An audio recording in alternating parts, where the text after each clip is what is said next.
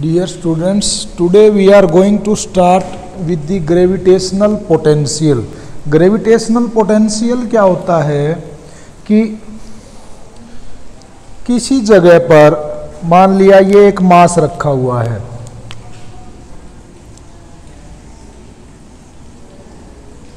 और इस मास का ग्रेविटेशनल पोटेंशियल निकालना है।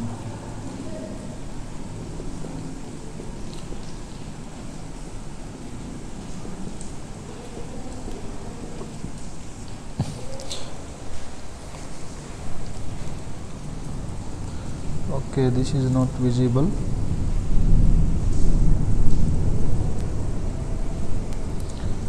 Okay, fine.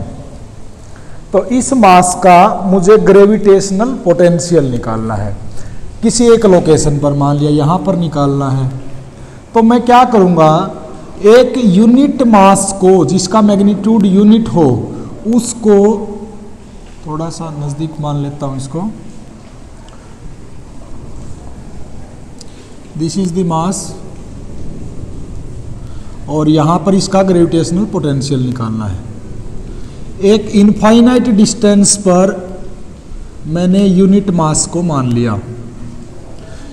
इस इनफाइनाइट डिस्टेंस से लेकर इस पर्टिकुलर पोजीशन तक लाने के लिए इस मास को जितना काम करना पड़ेगा that will be known as the gravitational potential of this mass at this location.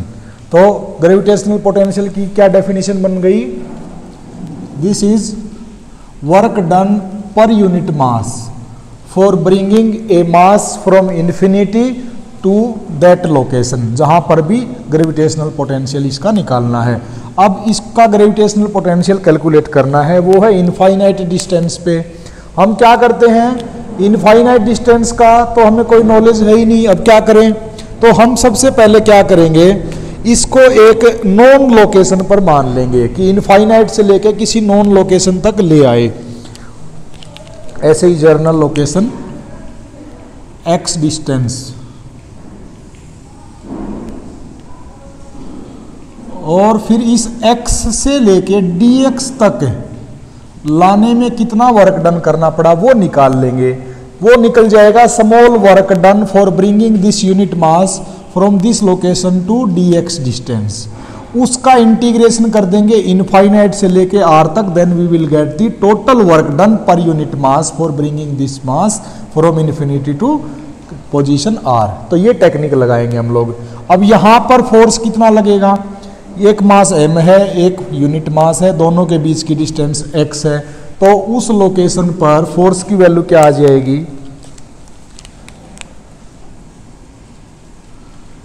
Ji M into unit mass divided by x square.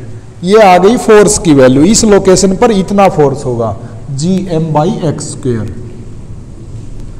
अब फोर्स की वैल्यू आ गई, हम क्या करते हैं, हम स्मॉल वर्क डन निकालते हैं, सिर्फ ये dx डिस्टेंस तक चलाने के लिए कितना काम करना पड़ा। तो अब हम क्या करते हैं, स्मॉल वर्क डन। तो फोर्स तो दिस इज फोर्स जो भी निकाला है इनटू में dx डिस्टेंस, तो ये क्या आ जाएगा, G M by x square into में dx। स्मॉल वर्क डन आ गया। नेट वर्क डन अगर निकालना है मुझे तो इंटीग्रेशन करना पड़ेगा दोनों तरफ। तो dw का इंटीग्रेशन जब करेंगे तो नेट वर्क डन, और ये dx वेरिएबल है, कहाँ से कहाँ तक, इनफाइनाइट से उठा के r डिस्टेंस तक लाने में कितना वर्क डन करना पड़ा ये निकालना है। तो इनटू में dx। अब यहाँ पर g है gravitational constant, m is representing mass of this body, तो ये दोनों तो कांस्टेंट हैं, इंटीग्रेशन से बाहर आ जाएंगे और ये बन जाएगा x की पावर -2 dx। और इंटीग्रेशन करना है इनफाइनाइट से लेके r डिस्टेंस तक, और ऐसा करने के बाद हमें वर्क डन मिल जाएगा। और वो वर्क डन किसके ऊपर किया हमने, यूनिट चार्ज के ऊपर किया। तो ये हमारे से यहाँ से ग्रेविटेशनल पोटेंशियल मिल जाएगा। अब मेन प्रॉब्लम ये है कि x की पावर -2 का इंटीग्रेशन कैसे करें। तो आप ये फार्मूला याद रखना, इंटीग्रेशन ऑफ x की पावर n dx, इसका मतलब क्या है, x की power n+1 divided by n+1, इसका इंटीग्रेशन ये होता है। अभी हमारा जो प्रेजेंट फार्मूला है उसमें क्या है, x की पावर -2 dx, तो x की पावर n की जगह -2 रखेंगे +1, नीचे -2 +1, तो x की पावर -1 डिवाइडेड बाई -1, ये क्या बन जाएगा माइनस का 1/x। तो इस पूरे का इंटीग्रेशन क्या आ जाएगा माइनस का 1/x। तो नेक्स्ट स्टेप में work done is equal to GM, और इसका कंप्लीट का इंटीग्रेशन जो मैंने अभी सिखाया है माइनस का 1/x, और इसकी जो लिमिट है इनफाइनाइट टू r, तो माइनस को बाहर ले लेंगे GM। अब 1/x में एक बार अपर लिमिट रखेंगे फिर माइनस लोअर लिमिट रखेंगे, तो 1/r माइनस 1/इनफाइनाइट, तो ये माइनस का GM/r बचेगा। पीछे जो 1/इनफाइनाइट है, 1/इनफाइनाइट का मतलब क्या है 0 हो गया। तो ये वर्क डन हमने किसके ऊपर किया है, ये वर्क डन हमने यूनिट चार्ज के यूनिट मास के ऊपर किया है, और वर्क डन पर यूनिट मास उसी को हम क्या बोलते हैं ग्रेविटेशनल पोटेंशियल। तो gravitational potential work done per unit charge, उसकी वैल्यू क्या आ गई GM/r। This is the representation of the gravitational potential. अब नेक्स्ट है ग्रेविटेशनल पोटेंशियल एनर्जी किसको बोलेंगे।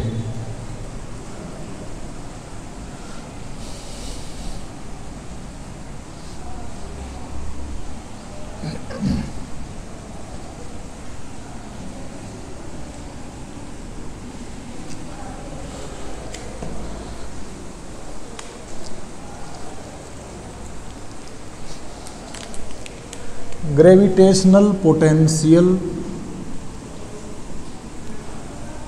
एनर्जी। तो ग्रेविटेशनल पोटेंशियल एनर्जी क्या होता है कि जब हम किसी मास को इनफाइनाइट से उठाकर किसी पर्टिकुलर पोजीशन r तक लेके आए किसी मास के मैग्नेटिक ग्रेविटेशनल फील्ड में, तो उसके अंदर एनर्जी स्टोर हो जाती है। जैसे ये एक मास है, यहाँ से किसी मास को लेके आए जो कि इनफाइनाइट पे था, और इसको इसके ग्रेविटेशनल फील्ड में लेके आए r पॉइंट पर, मतलब इसकी दूरी r है, पहले इनफाइनाइट पे था, पहले इनफाइनाइट पे था तो ये इसके ऊपर कोई भी फोर्स नहीं लगा रहा था। जब इसके ऊपर लेके आए तो यहाँ पर ये इसके ऊपर फोर्स लगाता है, तो हमें कुछ काम करना पड़ा एक्सटर्नली। तो जो काम हम इसके ऊपर करेंगे for bringing this mass from infinite to distance r, that work done will be stored in this mass as the gravitational potential energy। तो gravitational potential energy की डेफिनेशन क्या बन गई, this is energy stored in the mass due to its position which we change from infinite to the position r। ये वो energy उसके अंदर store हो गई, और ये एग्जैक्ट वर्क डन के बराबर ही होगी जितना वर्क डन आप इसके ऊपर करोगे इनफाइनाइट से लेके r तक लाने में। तो ये तो बड़ा आसान है, कैसे निकालेंगे, वर्क डन निकालना है। अब वर्क डन निकालने के लिए सबसे पहले क्या करेंगे, इनफाइनाइट का तो हमें नॉलेज नहीं है, अभी जैसे किया है x डिस्टेंस पर मान लेते हैं इसको, और x से dx तक लाने में कितना काम करना पड़ा उसको निकाल देंगे, फिर उसका इंटीग्रेशन कर देंगे infinite to r, that total work done will be equal to the gravitational potential energy. तो इस लोकेशन पे x डिस्टेंस पे जो फोर्स की वैल्यू होगी वो रख देंगे इनटू में dx। अब fx निकालना है तो g इंटू में मास, ये कैपिटल मास इसको रिप्रेजेंट करता है, और स्मॉल m जिसको आप लेके आओगे divided by square of distance between them. तो ये fx की वैल्यू यहाँ पे रख दो, और ये स्मॉल वर्क डन है, सॉरी अभी इंटीग्रेशन के बाद नेट वर्क डन आएगा। तो GMM divided by x square dx। अब नेट वर्क डन निकालना है तो दोनों तरफ इंटीग्रेशन कर देंगे, ये इनफाइनाइट से r तक लेके आए इसको, तो इसकी अपर एंड लोअर लिमिट रख दी, जो कांस्टेंट है वो तो बाहर आ जाएगा, ये सॉरी स्मॉल m है, GM और स्मॉल m भी मास की कुछ वैल्यू है तो फिक्स्ड है वो भी, infinite to r 1/x square dx। अब इसका इंटीग्रेशन अभी हमने सीखा है, तो उसकी वैल्यू क्या आ जाएगी, x की पावर -2 बन जाएगा, उसका इंटीग्रेशन -2 + 1 डिवाइडेड बाई -2 + 1, और इंटीग्रेशन इनफाइनाइट टू r। तो अब इसको आगे करते हैं, नेट वर्क डन क्या आ गया, GMM as it is x की power -1 divided by -1 infinite to r, ये -1 को बाहर निकाल लेंगे gmm और ये 1/x इनफाइनाइट टू r, तो माइनस का gmm 1/r माइनस 1/इनफाइनाइट तो 0 बन जाएगा। तो इसकी वैल्यू क्या आ गई gmm/r।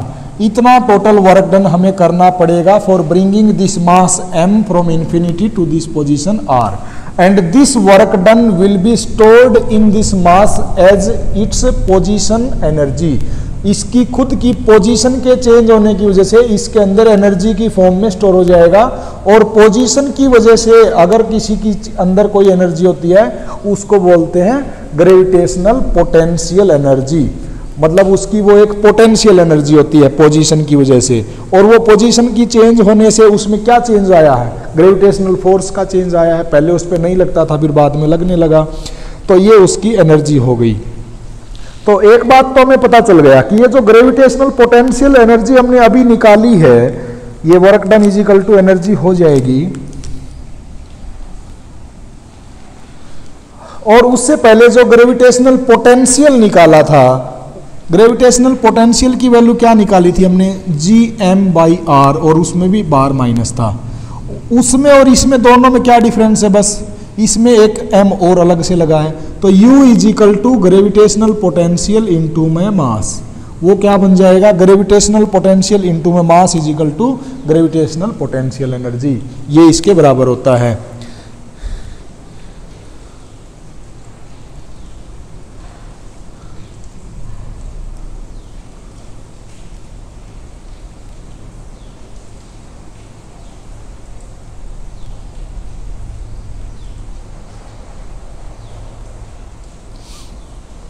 ओके,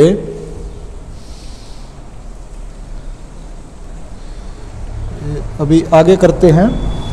अब इसके ऊपर कुछ डिस्कशन करते हैं। नेगेटिव साइन का क्या मतलब है?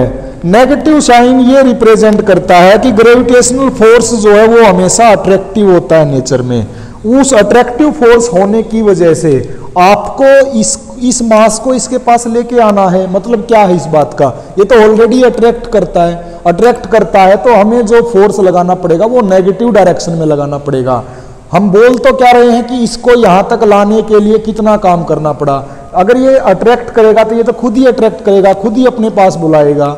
लेकिन हम बोल भी रहे हैं कि हमें इसके ऊपर काम करना पड़ेगा, तो काम किधर करना पड़ेगा? अपोजिट डायरेक्शन में, कि ये ना आए, नेगेटिव डायरेक्शन में फोर्स लगाना पड़ेगा। इसलिए gravitational energy is always negative in sign and it represent the force of gravitational is always attractive in nature. तो फर्स्ट सिग्निफिकेंस क्या बन गया?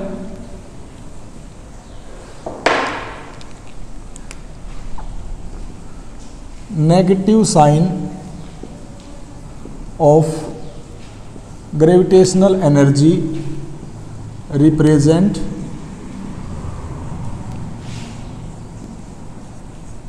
ग्रेविटेशनल फोर्स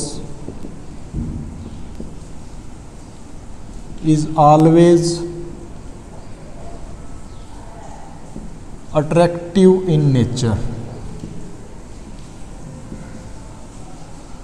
दूसरा सिग्निफिकेंस समझते हैं। क्या सिग्निफिकेंस है? जैसे जैसे r की वैल्यू बढ़ेगी वैसे वैसे जो ग्रेविटेशनल पोटेंशियल की एनर्जी है वो बढ़ती जाएगी। देखो इस बात का मतलब समझना, यहां पर इसका मतलब क्या है? यहां पर U is gravitational energy is equal to inversely proportional to R। जैसे जैसे R की वैल्यू बढ़ेगी, मैंने ये क्यों नहीं बोला कि घटती जाएगी, देखो ये ऑलरेडी नेगेटिव है। जैसे जैसे R की वैल्यू बढ़ती जाएगी, मान लिया R की वैल्यू बढ़ते बढ़ते इनफाइनाइट हो गई, तो इनफाइनाइट पर U की वैल्यू क्या हो जाएगी? 0। तो दिस इज एक्स एक्सिस, यहाँ पर पॉजिटिव होता है, यहाँ पर नेगेटिव होता है, -1 -2 -3। अगर इधर से हम ये बोलें कि बढ़ेगी तो बढ़ने का मतलब पॉजिटिव बढ़ना, और यहाँ पर खड़े हो गए अगर हम ये बोले कि बढ़ रही है, बढ़ने का मतलब 0 की तरफ जाना। तो जैसे जैसे R की वैल्यू बढ़ेगी ग्रेविटेशनल एनर्जी की वैल्यू भी बढ़ती जाएगी, और इसकी वैल्यू मैक्सिमम 0 कब हो जाएगी? जब R is equal to infinite होगा। इसका ये मतलब है। तो आपको अगर क्वेश्चन ये पूछा जाए कि आर की वैल्यू बढ़ने से ग्रेविटेशनल एनर्जी की वैल्यू घटेगी या बढ़ेगी, तो आपने बोलना बढ़ेगी, और जब आर इनफाइनाइट हो जाएगा उस टाइम पर ग्रेविटेशनल की वैल्यू, एनर्जी की वैल्यू 0 हो जाएगी। तो ये सेकंड कंक्लूजन आ गया। अगर ग्रेविटेशनल एनर्जी हम दो पॉइंट के बीच की कंसीडर करना चाहते हैं कि उसको R1 से उठा के अगर R2 डिस्टेंस पे लेके चले गए तो ग्रेविटेशनल एनर्जी के साथ क्या होगा, ये अगर हमने स्टडी करना है।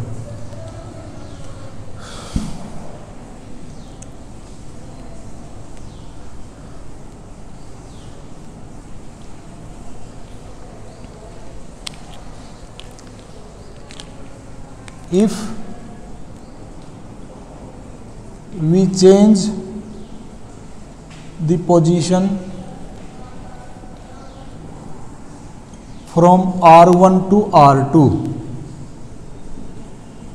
तो ग्रेविटेशनल एनर्जी के साथ क्या होगा। तो हम क्या करेंगे, ये जो इंटीग्रेशन हमने किया था इसमें इनफाइनाइट की जगह तो रख देंगे R1 इनिशियल लिमिट और फाइनल लिमिट R2। तो ये क्या बन जाएगा, माइनस का GMM as it is 1/x as it is initial limit R1 final limit R2। तो ये ऐसा होने में जो भी चेंज आएगा that will B change in the potential energy.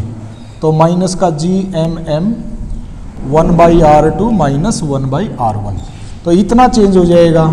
इसको अगर माइनस को अंदर ले जाना चाहें तो हम ऐसे कर सकते हैं 1 माइनस का R1 by 1/R2। This will be change in the potential energy when we change the position of an object from R1 to R2। Okay, एक मिनट में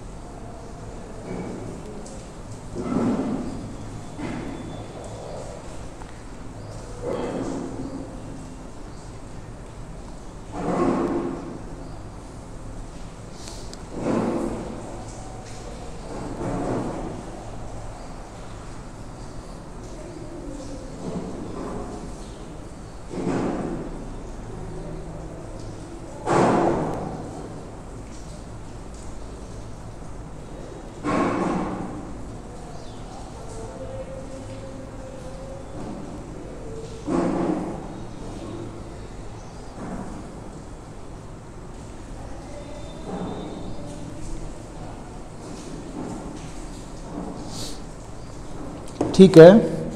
आगे क्या है कि अगर ये बॉडी आपने मूव करी surface of earth to a point at a height h, तो इसका मतलब इसकी इनिशियल पोजीशन क्या होगी r, मतलब सरफेस ऑफ अर्थ का मतलब क्या बन गया उसका r रेडियल पोजीशन या रेडियस ऑफ द अर्थ, और एक हाइट h तक अगर लेके चले गए तो R2 का मतलब क्या बन गया r प्लस h।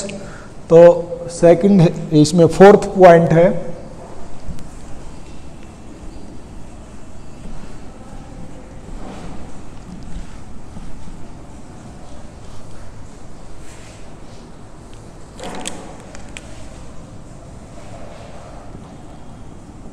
अगर आप सरफेस ऑफ अर्थ से उठा के उसको किसी हाइट h तक लेके जाते हो तो सरफेस ऑफ अर्थ का मतलब क्या है कि सेंटर से surface of earth r distance पे है, तो इनिशियल पोजीशन उसकी r1 r के बराबर हो गई, और किसी हाइट h तक अगर लेके जाओगे,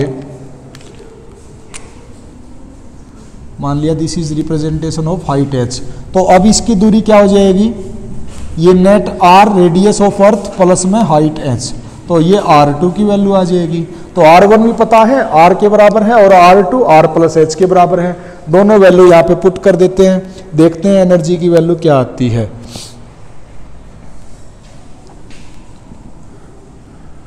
GMM 1/R1 की जगह रखो आप 1/R माइनस 1/R2 की जगह रखो 1/R प्लस H, तो इसी को हमने आगे बढ़ा दिया। तो अब इसको सोल्व करना है। क्या करते हैं, इसमें हम पहले नीचे से r को कॉमन ले लेते हैं। जब नीचे से r को कॉमन लेंगे तो ये बनेगा GMM/r, नीचे वाला r इसका तो यहाँ पे आ जाएगा, यहाँ पर तो 1 बचेगा माइनस r/r+h, ये बच गया। अब इसको आगे सोल्व करना है। मैं क्या करता हूँ कि पीछे वाला ये r/r+h है, इसका रेसिप्रोकल कर देता हूँ, तो इसकी पावर क्या बन जाएगी -1। तो ये एनर्जी GMM/r और ये 1 माइनस r+h/r की पावर -1, इसका मैंने उल्टा कर दिया। तो ये क्या बन जाएगा GMM/r 1 माइनस r/r 1 प्लस में h/r और इसकी पावर -1। अब इसको हम क्या करेंगे, बाइनोमियली एक्सपेंशन कर देंगे। बाइनोमियल एक्सपेंशन का मतलब क्या होता है कि अगर ये h r से बहुत ही छोटा है तो इसकी पावर आगे आके मल्टीप्लाई हो जाती है। तो ऑब्वियसली आप कितनी हाइट तक लेके जाओगे, 100 मीटर, 200 मीटर, 500 मीटर, और रेडियस ऑफ अर्थ तो बहुत ज़्यादा होता है, तो हम इसका बाइनोमियल एक्सपेंशन कर सकते हैं। मैं इधर करता हूँ अब इसको।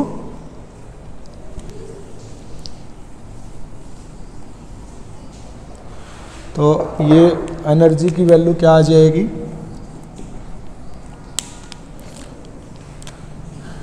GMM/r एज इट इज, और 1 माइनस 1, और इसका जब बाइनोमियल एक्सपेंशन करेंगे तो ये पावर जो है वो इसके साथ आगे मल्टीप्लाई हो जाएगी, तो प्लस बन जाएगा माइनस, और 1 से मल्टीप्लाई करने से कोई फर्क नहीं पड़ता है, h एज इट इज। तो ये GMM/r 1 माइनस 1/h/r, इसको मैंने खोल दिया, तो ये 1 से 1 गया, तो ये क्या बन गया GMM इंटू में h/r²। ये m, कैपिटल M रिप्रेजेंट करता है मास जिसके ग्रेविटेशनल फील्ड में आप लेके आए हो, और स्मॉल m रिप्रेजेंट करता है जिस मास को आप लेके आए हो। अब एक टर्म होती है जो एक्सीलरेशन ड्यू टू ग्रेविटी है, वो किसके बराबर होता है, GM/r²। GM/r², ये एक्सीलरेशन ड्यू टू ग्रेविटी के बराबर होता है। तो यहाँ पर u इजिकल टू हम क्या लिख देंगे, इस g, इस m और इस r², इन तीनों की जगह हम लिख देंगे g, और ये m इंटू में h। तो यहाँ से ग्रेविटेशनल एनर्जी की वैल्यू क्या आ गई, mgh। तो आज के बाद हमें क्या याद रखना है कि अगर हम अर्थ के सरफेस से किसी ऑब्जेक्ट को h हाइट तक लेके जाएंगे तो उसके अंदर जो पोटेंशियल एनर्जी स्टोर होगी that will be equal to the mgh। तो ये बड़ा ही इंपॉर्टेंट कंक्लूजन है, ये हमेशा आपको याद रखना है। Energy stored in a object which we put from surface of earth to a height h that will become equal to the mgh। ठीक है, अब इसमें एक लास्ट छोटा सा टॉपिक और करते हैं।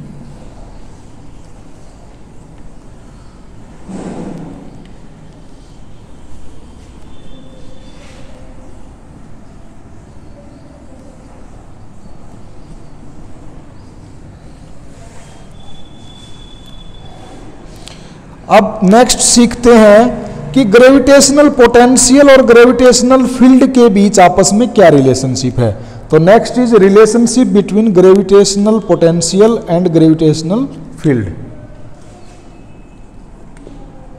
रिलेशन बिटवीन ग्रेविटेशनल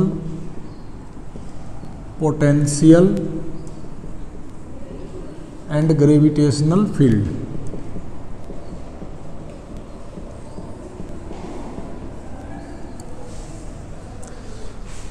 अब हमें पता है कि ग्रेविटेशनल फोर्स जो होता है उसको हम ऐसा लिख सकते हैं कि gravitational intensity is equal to force per unit mass, ऐसा लिखते हैं। यहां से ग्रेविटेशनल फोर्स की वैल्यू क्या हो जाएगी, मास इंटू में ग्रेविटेशनल इंटेंसिटी, इसके बराबर हो जाएगी।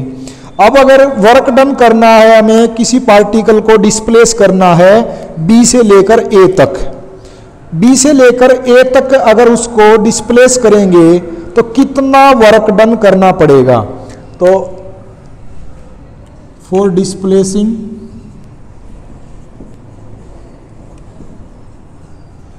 ए body from B to A, मान लिया डिस्टेंस डी आर है, तो वर्क डन क्या हो जाएगा एफ डॉट डी आर। ठीक है, अब मैंने जो मास माना था वो ये माना था, और इसमें ये ए पॉइंट है और ये बी पॉइंट है, तो इसकी जो इंटेंसिटी ऑफ ग्रेविटेशनल फील्ड होगी वो तो बाहर की तरफ डायरेक्शन होगी, फोर्स बाहर की तरफ लगाएगा, और आप जो उसको डिस्प्लेस कर रहे हो वो कर रहे हो आप बी से लेकर ए तक अपोजिट डायरेक्शन में, तो फोर्स और डिस्प्लेसमेंट के बीच में एंगल कितना बन जाएगा, एकदम अपोजिट 180 डिग्री।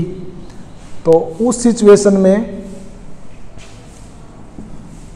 इसको आप उल्टा भी ले सकते हो, बुक में ऐसा भी दिया मिलेगा कि फोर्स की डायरेक्शन अंदर की तरफ है और आपने डिस्प्लेस उसको अंदर से बाहर की तरफ किया, तो उस सिचुएशन में दोनों के बीच वहां पर भी जो बुक में दिया है उसके अकॉर्डिंग भी थीटा की वैल्यू 180 डिग्री होगी।